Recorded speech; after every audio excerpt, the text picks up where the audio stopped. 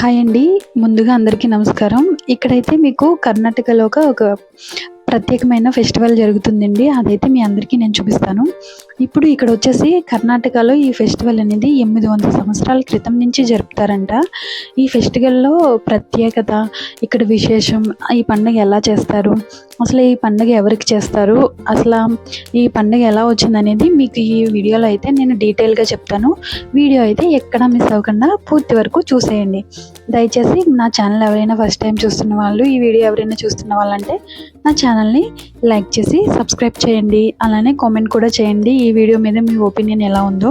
నేనైతే ఇక ఈ వీడియోలోకి వచ్చేద్దాం. ఇక్కడ చూస్తున్నారు కదా, ఈ పూలతో అలంకరించిన దాన్ని ఏమంటారంటే దీపం అంటారు. అమ్మవారికి ఏమన్నా మొక్కుకుని ఆ దీపాన్ని అయితే వాళ్ళు సమర్పిస్తారంట. మొక్కు చెల్లించుకోవడం కోసం ఆ దీపాలు అయితే సమర్పిస్తున్నారు. నేనైతే లాస్ట్లో తీసాను, అది క్లిప్ యాడ్ చేద్దాం కదా అని. నాకు లాస్ట్లో అయితే ఒక 2-3 దీపాలు కనిపించాయి, అవి మీకోసం తీసానండి.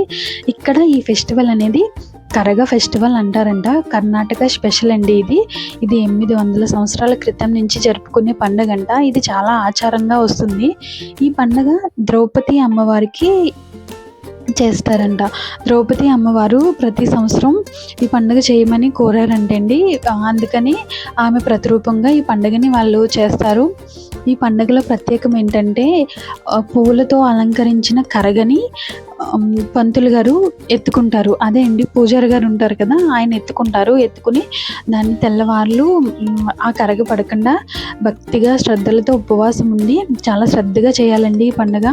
నైట్ అంతా ఆ కరగ పెట్టుకుని డ్యాన్స్ వేస్తారండి. ఆ పిక్స్ కూడా నేను ముందు మీకు యాడ్ చేస్తాను. నాకు కొంచెం అయితే ఆ వీడియో దొరికింది, దాన్ని కూడా మీకు అయితే యాడ్ చేస్తానండి. ఇక్కడ మన ఆంధ్రాలో జరుపుకునే కరగ వేరు, ఇక్కడ కరగ వేరండి. నాకైతే చాలా బాగా అనిపించింది ఈ ఫెస్టివల్. మేమైతే ఫస్ట్ టైం ఇది చూడడం. మాకు మేమున్న ప్లేస్కి ఇది 8 కిలోమీటర్స్ 9 కిలోమీటర్స్ దూరంగా ఉంటుందండి ఈ విలేజ్. జిగిని అని చెప్పేసి ఈ ఏరియాలో ఈ ఫెస్టివల్ అయితే జరుగుతుంది. ఇది కర్ణాటకలో అన్ని ప్లేసెస్లోనూ జరుగుతుందండి. ఇది వీళ్ళకి చాలా స్పెషల్ అండ్ చాలా ముఖ్యమైన ఫెస్టివల్. ఎవరైనా కర్ణాటకలో ఉంటే ఈ ఫెస్టివల్ వాళ్ళ దగ్గరలో ఎక్కడైనా ఏరియాలో జరుగుతుంటే కరగ డ్యాన్స్ అని ఉంటుంది. కరగ డ్యాన్స్ మాత్రం తప్పకుండా మిస్ అవ్వకుండా చూడండి. ఇక్కడ ఈ కరగలో విశేషం ఏంటంటే మొత్తం అన్ని మల్లెపూలతో అలంకరించి ఆ కరగనైతే ఎవరైతే పూజారి గారు ఉంటారో ఆ పూజారి గారు ఎత్తుకుంటారు. ఆ పూజారి ఎత్తుకునేటప్పుడు ఆడవేషంలో మాత్రమే ఆ పూజారి ఆ కరగననేది ఎత్తుకుంటారండి. కరగ ఎత్తుకుని అప్పుడు ఆ సమయంలో అమ్మవారు ఆయన మీదకి వస్తారంట. పూర్తిగా అమ్మవారికి లీనమైపోతారంట. ఈ ద్రౌపది అమ్మవారికి అయితే లీనమైపోయి అప్పుడు వాళ్ళు తాళమేళాలతో ఈ కరగ ఫెస్టివల్ అయితే చేస్తారు. చూస్తున్నారు కదా, చుట్టూరా చక్కగా చాలా బాగుంటుందండి ఇది చూడడానికి. బ్యాండ్ అండ్ డ్రమ్స్ మొత్తం ఎంత బాగుంటుందో, ఇది చెప్పేదానికన్నా చూసేది చాలా బాగుంటుంది.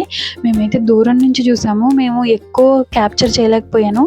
మొత్తం పూలేనండి, మల్లెపూలతో అలంకరిస్తారు. ఆయన చాలాసేపు అది పెట్టుకుని డ్యాన్స్ చేస్తారు. నేను అదే అనుకున్నాను, ఎంత భక్తిగా ఎంత శ్రద్ధగా చేస్తేనే కానీ ఇదంతా చేయలేరు అని. మనకి జాతర ఎలా జరుపుకుంటారో వీళ్ళకి ఇలా కరగ ఫెస్టివల్ అనేది చాలా ఫేమస్.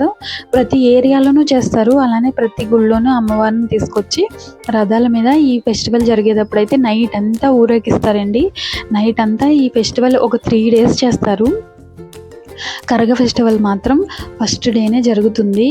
అక్కడ ఏమవుతుందంటే ఆ ఫస్ట్ డే కరగ ఈవినింగ్ 4కి స్టార్ట్ చేస్తారు. కరగెత్తుకుని అన్నీ చేసేటప్పటికి మనకి 7 అలా అయిపోతుంది.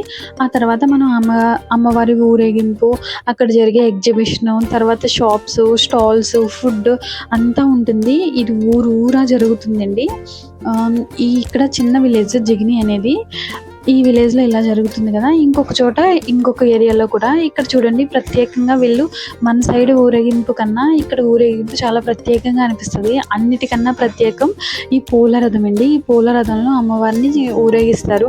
అది కూడా చూపిస్తాను. ఇదైతే రెడీ చేసినప్పుడు తీసాను. చాలా అందంగా ఉంది కదా, నాకైతే చాలా 2 కళ్ళు చాలలేదు. ఎవరైనా మిస్ అవ్వకుండా కర్ణాటకలో ఉన్న వాళ్ళు తప్పకుండా చూడండి. అలాగే నా వీడియో ఎవరికైనా నచ్చితే లైక్ చేసి సబ్స్క్రైబ్ చేసుకోండి.